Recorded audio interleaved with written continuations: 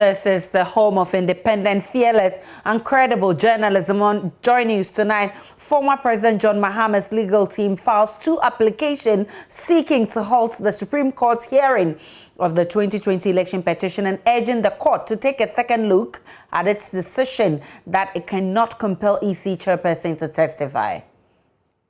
Application and proceed without any hesitation to dismiss him. Also, completion of the over 45-year-old Komfanochi Teaching Hospital to stall for another 6 months as project managers say the entire building has to be pulled down due to structural defects. Being a mother of a child with disability can be a burden, but what happens when that mother or caregiver is also suffering from a chronic medical condition and needs special care child? Now, we have a special story on this. Business Germany increases Ghana's development cooperation portfolio to 130 million euro annually. Portfolio in our development cooperation, it's about 130 million euros per year. That has been increased significantly over the last 4 years. Well, live from our studios in Kokomlemle here in Accra on your digital terrestrial TV, because we are free to air on DSTV channel 421 and GoTV channel 144. Do stay tuned in.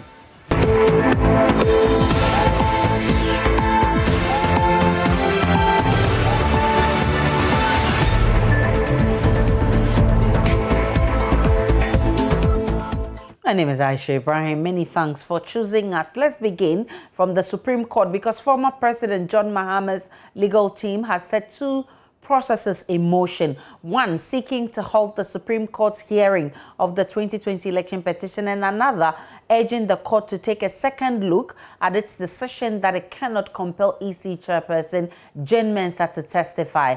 Mr. Mahama's team on Monday advanced arguments to support a quest to reopen the case.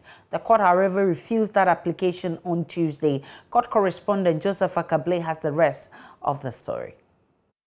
Chief Justice Kwesi Eni-Nyeboah on Tuesday delivered the ruling of the court. The court dismissed the request by the petitioner to have his case reopened, indicating that the petitioner has not demonstrated that there is some fresh evidence that was not available at the start of the trial that they seek to obtain from the EC chairperson by reopening their case, which could materially affect the outcome of the case. The petitioner in this application has not given us an inkling of the new or fresh evidence he wants to bring to the fore through the chairperson of the first respondent, and how that evidence could assist the court to do justice in the matters under consideration in this petition. Neither has he disclosed how that evidence will advance the course of his petition. For the above stated reasons, we find no merit whatsoever in the petitioner's application to reopen his case for the sole purpose of compelling his adversary's intended witness to testify through a subpoena without indicating the sort of evidence he intends to solicit from the said witness and how that evidence is going to help the court in resolving the dispute before us. We accordingly refuse the application and proceed without any hesitation to dismiss him. The petitioner's team have been commenting on this decision by the court, and they say it is very unfair. The Supreme Court asked itself a question which we deem was a wrong question, and answered that question. It said, why does the chairperson need to account to the people of Ghana when she's not a party? We are saying that she violated Article 23 of the Constitution because she's an administrative, body. We have also said her exercise of discretion was contrary to Article 296 of the Constitution. These are all germane issues under the Constitution and laws of Ghana. And to reduce the petition into a single issue petition is rather unfortunate and smacks of a predetermined agenda to rule against the petitioner in this matter. President Akufo-Addo's legal team, however, disagree. A bench of 7 justices, and I think on about 2 occasions, 2 others have come to join them to review some of the applications before them. Except for the application for leave to amend the original petition, it is true that all the applications that have come before this court have fallen flat. But how can it be that the petitioner's communication team now argues that the 7 justices or the 9 justices are always wrong in law, and only Mr. Chachuchikata is the one who understands the law, knows the law, and is therefore always right? It cannot be.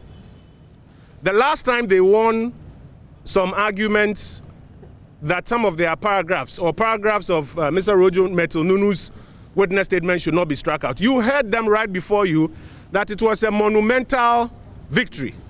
Are those not the words that they used? And we keep making the point that it is not fair to the judicial system, it's not fair to our democracy, it's not fair to the people of Ghana that when you lose an application because it is not grounded in law or because you have failed to meet the legal standards, then you come here and literally poison the minds of the public and make claims that they may be having a predetermined agenda. That's scandalous of the courts.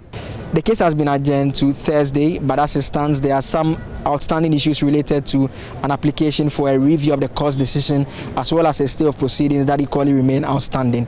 Reporting for Joy News from the Supreme Court, my name is Joseph Akable.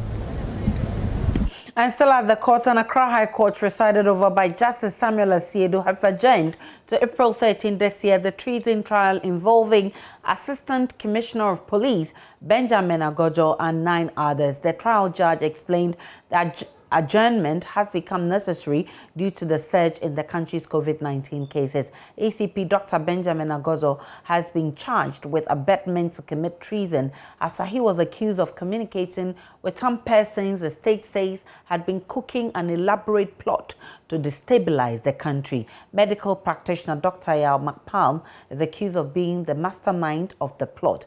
Victor Kojogan Adawudu represents him and 8 of the other accused.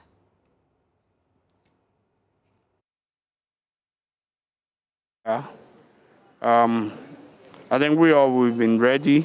We came to court, but then I think that in the wisdom of the court and looking at the upset of the COVID-19, it will not be useful or even advisable to be bringing some of the prisoners from Nsawam to come here. And because it's going to be a daily activity, that means they'll have to go to Nsawam, bring them. And I think that taking the consent into account, the court felt that no, it will be better we hold on. We hold on for some time and see when it starts declining, then we'll be able to commence the jury trial so that we can see how best we can go quickly. I think that is what has informed. So the courts actually discussed it with us, and we took dates in April. That is after Easter, we can commence this one, especially looking at what would have happened by that time. And was there any discussion as to what happens if the disease or the virus at that moment hasn't declined? Oh, no, not really. We are all just praying to God that things subside, or we are able to minimize it so that we can still have our lifestyle going on.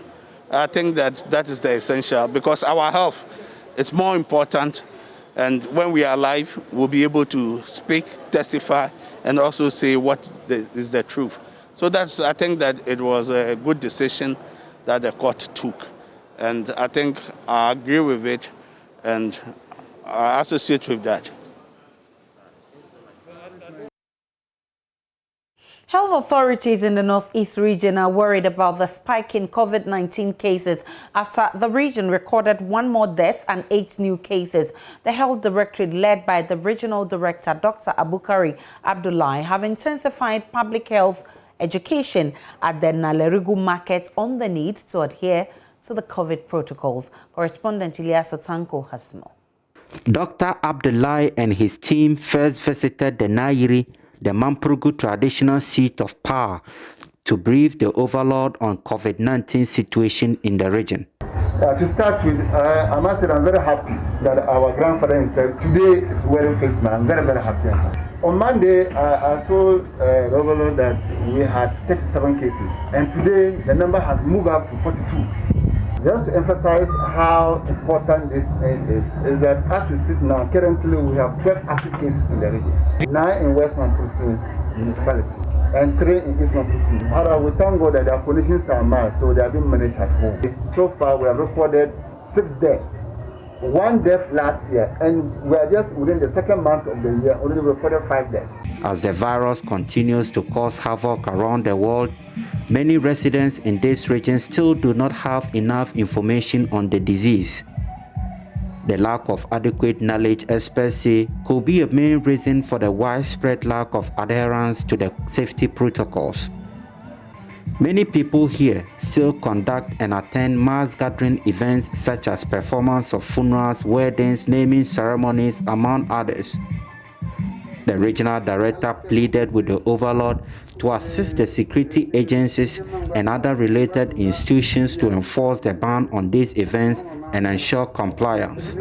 So in line with the presidential directives, we want the overlord to let the people understand that any social activity that are going to bring people close together is something that they should hold on now, such as funerals, outdoorings, weddings, any social gathering, because that is where people easily contract the disease when we come closer together. So this new current wave, the new wave of the COVID that we have, what we have realized in this part, in the region, is that when someone contracts the disease, it doesn't show. Before we say that the person is gone. And that's why we are afraid, and they were coming to him to help us. Dr. Abdullahi also employed the king to pass on the information to members of the traditional council to ensure the stop of the spread of the virus. Also to send his voice to all the chiefs within the region to take this one up as a serious fight, so that they talk to all the people under them to understand that some of these preventive measures we are talking about, concerning the presidential directives, they have to make sure that they are abide by those presidential directives. Another important thing we want our father to help us this morning is to let one of the elders will lead us to town, we'll go around town and then talk to people, and then we'll demonstrate and then give people face masks that we have brought. Together with the senior-most elder at the palace, the team embarked on a public education campaign at the market center where they donated face masks and sanitizers. Ilyas Sutanko reporting for Joy News. The multi-structure maternity and children's block at the Komfanochi Teaching Hospital was stalled for 45 years. It's to be pulled down for reconstruction after failing a structural integrity test. Sources close to the hospital and the Ministry of Health say a team of engineers found sections of the structure to be weak with brittle concrete and rusty iron rods. This will be the second time the structure will be pulled down for failing a structural integrity test. Love FM's Rasta Sasaridonko has been to the project site and now reports. Started in 1976 by the IK Champions National Redemption Council, this magnificent edifice was part of plans to expand the Komfanochi Teaching Hospital. The old maternity block, it has been called, was estimated to hold a 1,000-bed medical center capable of soaking a major part of Komfanochi's congestion challenges. Now, this is the second time we are going to see a demolition of this building due to structural integrity challenges. Now, we've been told that currently, per the assessment of various engineers, the structure cannot hold when fully completed with equipment, staff, and patients due to one weak concrete structure and some rusting iron rods in there. Now, this assessment by the experts have been presented to the cabinet of the government, and they have agreed that this structure should be pulled down. Now, no timelines has been given yet as to when it will be pulled down, but it has been confirmed that it needs to be pulled down and reconstructed starting from the ground. Now, I'm saying this is the second time it's going to be pulled down because In 1999, under the administration of the first president of the Fourth Republic, Jerry John Rawlings, the administration had to pull down the earlier structure due to its weak infrastructural integrity. But again, work has stalled, and today we come back to the same problem. Parliament in 2019 approved a loan of 155 million euros from the Dutch bank to complete and equip the block for use within 36 months. In May last year, President Akufo-Addo cut short for the completion of the project. But government sources say Cabinet has rather approved the demolition of the entire structure to start reconstruction from the scratch due to structural integrity challenges. Experts say after an assessment, the building was found to be weak. If the demolition goes through, it will be the second time after it was pulled down in 1999 for the same reason at another stage of completion. On the streets of Kumasi, there are mixed reactions to the development. Sometimes, or most of the times, it is better to totally demolish, pull down, and build from ground, which it comes in cheaper, far, far cheaper than keeping the existing and trying to make extensions and adapt those old buildings. So first of all, because of what it was for, the integrity, you may be using different strengths of concrete, different strengths of piling because it's a high-rise building. So maybe, and if you have different strength of piling, that can cause problems. In order to reinforce one piling to ensure that they are the same strength, you may, it will involve a lot of cost, and it is easier to do it all over again, making sure that all the piles you're doing are of the same strength. I think if that's what they have decided to do, it will be a waste of money and waste of resources as well, because you can't just decide to pull everything down just like that. What they could have done was maybe to make things, like put things together. If they could have maybe, I don't know what word to use, but strengthen the structure. Yes, if they could have done that, I think it would be better, rather than pulling everything down and starting all over. That would be a waste of money, a waste of everybody's time. Maybe, who knows, it could be that somebody else would want to put some money in their pocket.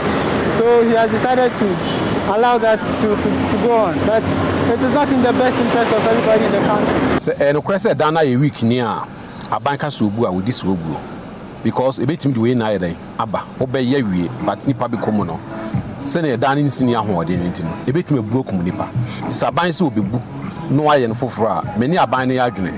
And as you see, modern Ghana, fancy first from we and a bare 2-story building, a bit much change for 4 because of say nipa more air doors on the day. Intermediate Sabine Bay and Yamnia name of Nintemono Anna Yeshe Quantamama Yesenia and Napi Jato. When completed, the facility will serve as a referral center for 12 out of 16 regions in the country. Reporting for Joy News, Erastus Asaredonko. In the last few minutes, the Komfanochi Teaching Hospital has issued a statement with some recommendations to deal with the matter, and I'll take excerpts of that. It says, after reviewing the grave issues of safety, lack of structural integrity, excessive cost and cost uncertainty into consideration, the government took the view that the reinforcement option wasn't just risky, but did not offer value for money, and therefore took the decision to adopt the new build option. The Ministry of Health recommends a two-phase approach, taking into consideration the needs, objectives, and the finance situation, as well as using the capitalizing on this investment to drive modernization of the hospital master plan. And it says, A, utilize the funds already secured to build a mother and child facility of about 500 beds and about 25,000 M2 gross floor area. This, together with other ongoing hospital projects in the northern sector of the country, may address the high mother and infant mortality rate. The new building will be on the same site as the existing site and designed to be capable of being upgraded to an 800 capacity facility. The old existing structure would have to be completely demolished to make room for the new building. And it says B, should the need for increasing the facility to an 800-bed hospital arise, a second phase requiring £42 million will be separately procured for the purpose with little description to hospital operations, even if the decision is taken after completing the construction of the new maternity and children's block. We'll take a break on Joy News Prime. We'll bring you more.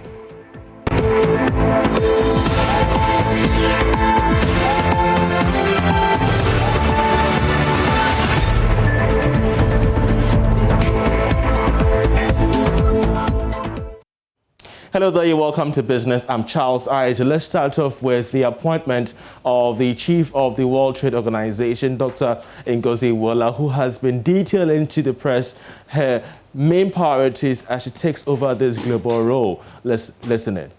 How can we also encourage finding what I call a third way in which vaccines can be manufactured in many more countries whilst taking care that we don't discourage research and innovation, which is linked to intellectual property rights. So this is an area of work.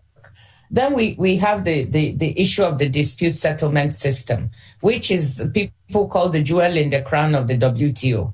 There's no point really agreeing on more rules. We're the very and only place in the world where countries can bring trade disputes does not work. It's paralyzed. So it's a priority to really reform that and take account of the inputs of all members to make sure we come up with a dispute settlement system that works for all. There's the need to modernize the rules of the WTO and bring them up to 21st century issues. What do I mean by that? We have to look at the digital economy, which has become so prominent during this pandemic. E-commerce is key and is going to grow in leaps and bounds as we move on. How do WTO does not presently have rules that underpin e-commerce. So how to put those rules in place, complete the negotiations will be very, very important. Meanwhile, international trade expert Richard Amparbin says that Okonjo-Iweale's appointment as the first woman to ever lead the WTO leaves much more positive vibes for that of Africa.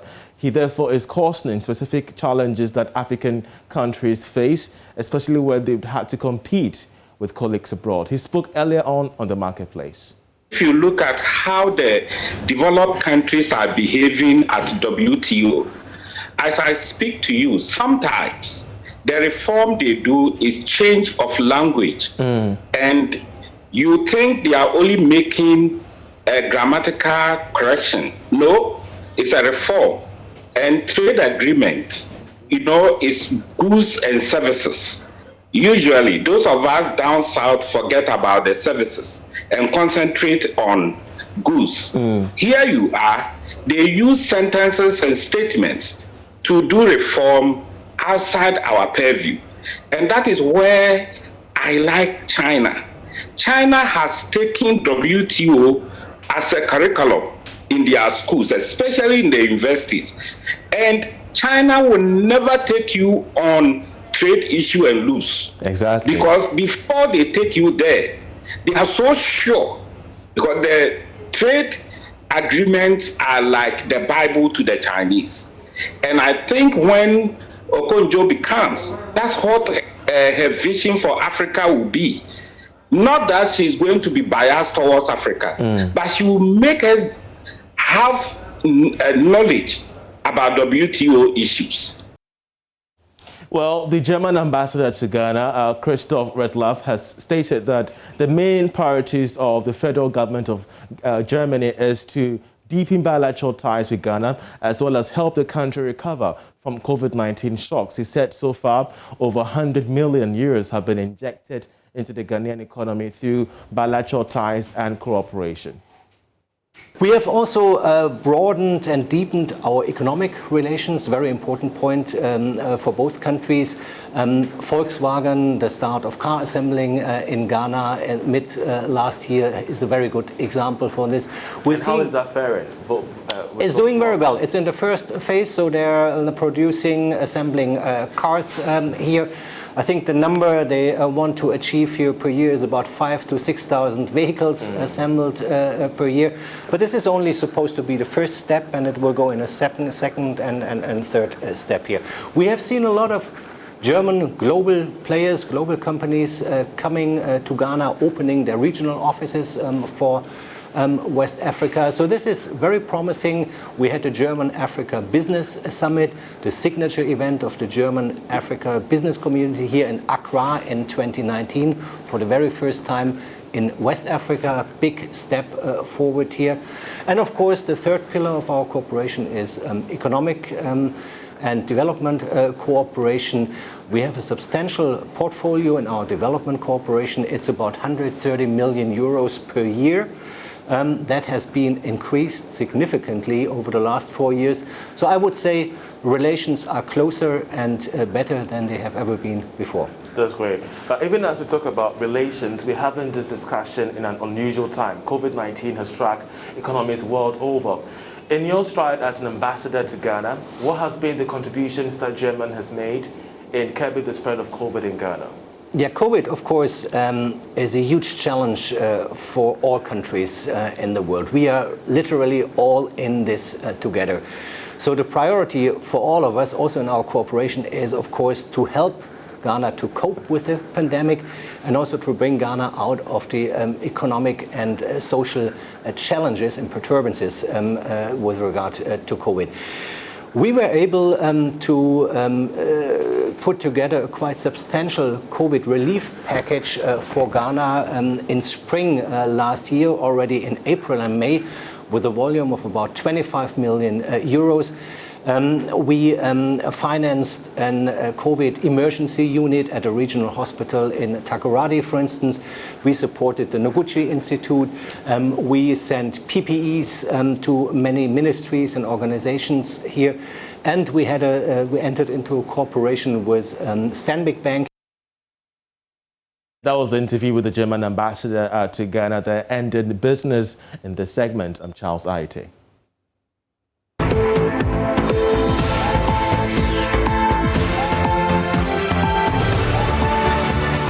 Well, let's still stick with the currently ongoing Under-20 AFCON. That's taking place in Mauritania. And let's take a look at the results. And you just saw from Group C there, Precious Boa scoring 2 goals. And then we have Isaaku scoring that amazing goal from the center line.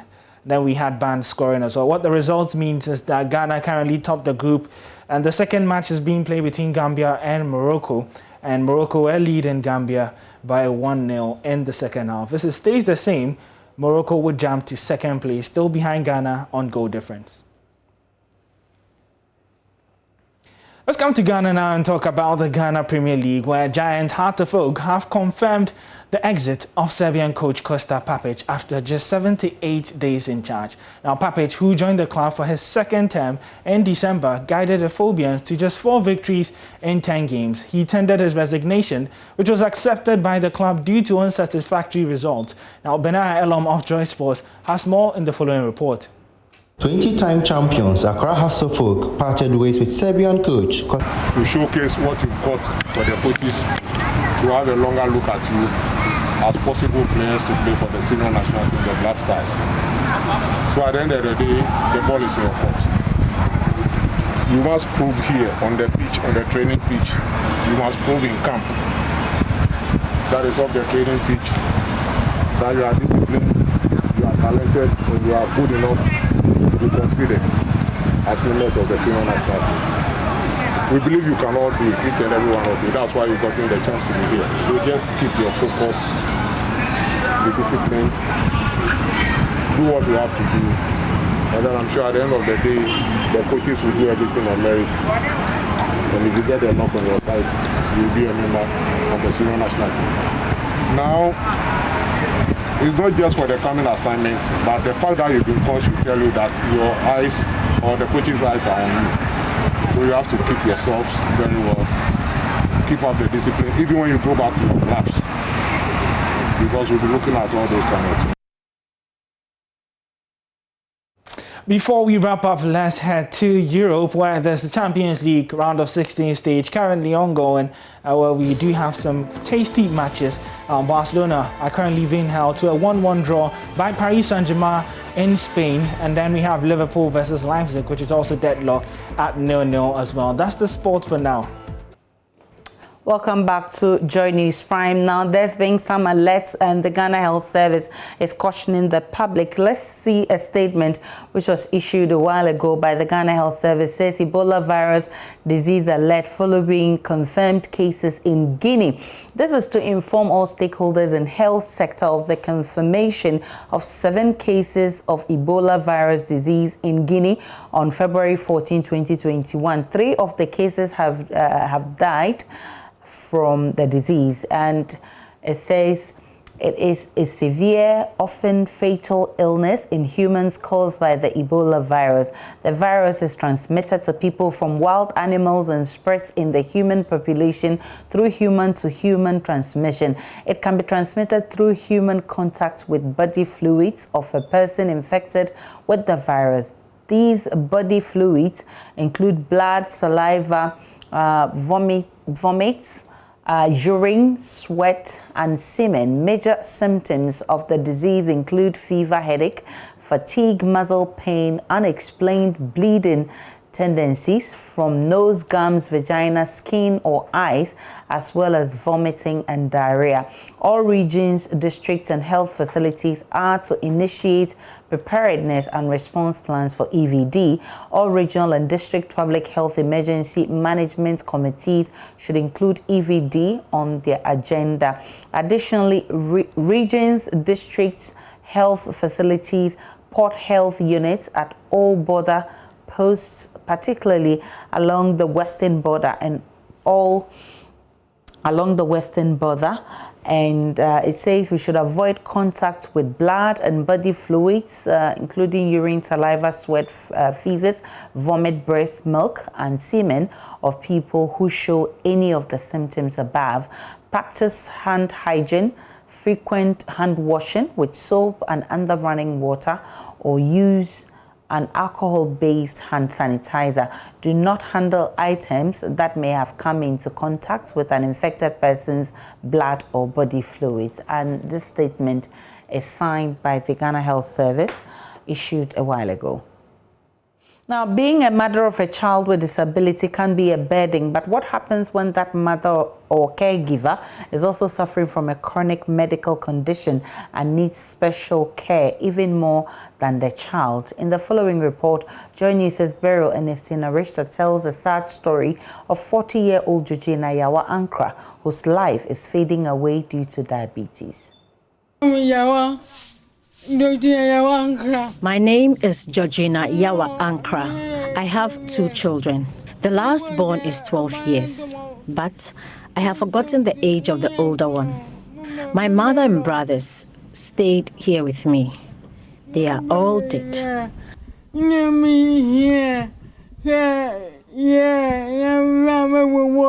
That is Georgina Yawa Ankra struggling to tell me about herself. She lives in one of the poor, densely populated communities in Dome in the Greater Accra region. Yawa claims she was diagnosed with diabetes many years ago. She looks much older than her actual age, her hair falling off strain after strain, every layer of her skin saggy and riddled with wrinkles. The frail-looking woman is unable to do anything for herself. Almost every day, she drags herself to the street to beg for alms. This is the room Yawa sleeps in. She shares this same room with her teenage daughter, Nyonyo. This room is filled with lots of things, from clothes packed in bags, bowls, basins, which looks untidy, and even cobwebs. This room looks untidy and unkempt. Yawa shares the same room with her daughter. Days when her daughter is not around, it means Yawa has to drag herself on her buttocks to even pick something from the chair or the floor. This is the life Yawa and her daughter have been confronted with for the past 9 years. A life of misery, a life of abject poverty. Life has been tough for Yawa. Money to access treatment for her condition has been a challenge. She has almost no teeth in her mouth. Her tongue weakened with pain that muffles her speech. Yawa has been battered by poverty, and even more so where she lays her head to rest from life's troubles is in a sorry state. Dust, cobwebs, and thick filth have enveloped the room. She appears to have been cut off from her family because of her condition. Grace Damashi is her neighbor who has been here long enough to witness the suffering of the 40-year-old. Diabetes. I heard her condition is diabetes, and this has made her crippled. She drags herself to the streets to beg for alms. She was a very beautiful lady and very hardworking, who was also very neat. We, her neighbors, sometimes provide support to her. She does everything in her room, cooks, urinates, and even defecates there. Yawa's woes have deepened because her second daughter, Nyonyo, lives with Down syndrome. She is unable to provide and care for her teenage daughter because of her helpless state. The fellow saying, what is he saying? 6 years.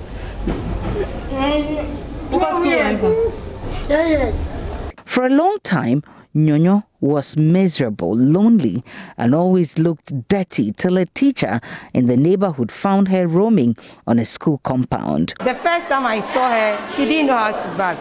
So for the first year, I was bathing for her every day. But now, when she comes and I'm in class, she would go for the bucket, fetch the water, and then bath for herself. Sometimes, if she's very dirty, then she cannot do it on her own, but she tries. For now, she knows I have to take bucket. Go. She knows where she takes her bath every day. She knows.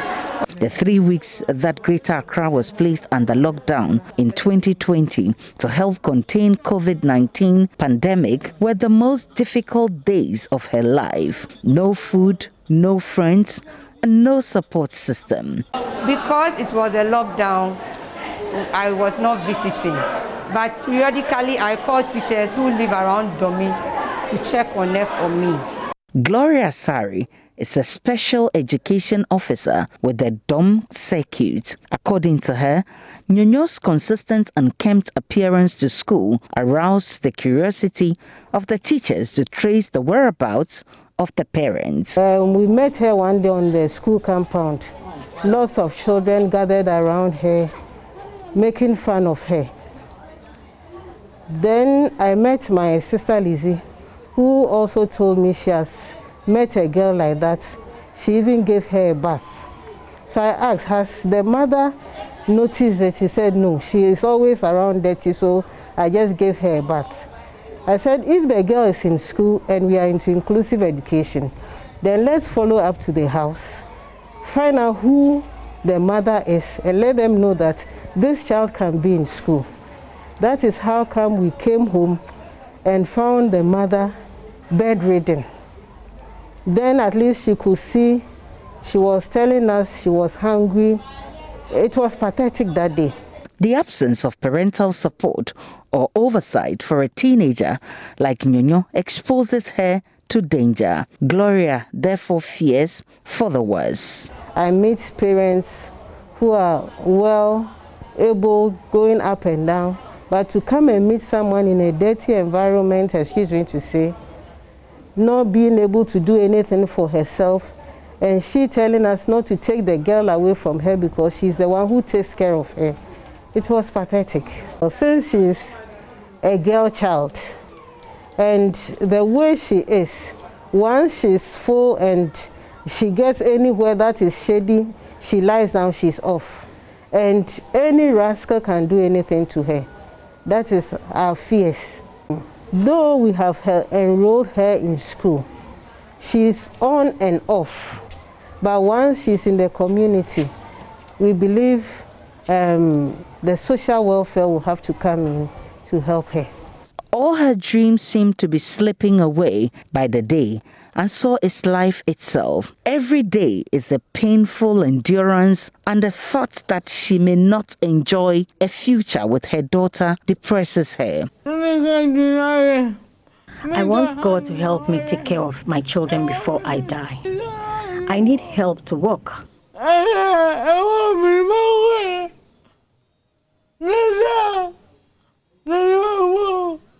Despite the glaring realities staring at her, she remains upbeat about the situation. A desperate cry to be lifted out of this misery. For now, only time will tell if Yawa's situation would get better so she and her daughter Nyonyo can live fulfilling lives. Beryl Ernestina Richter's report for Joy News.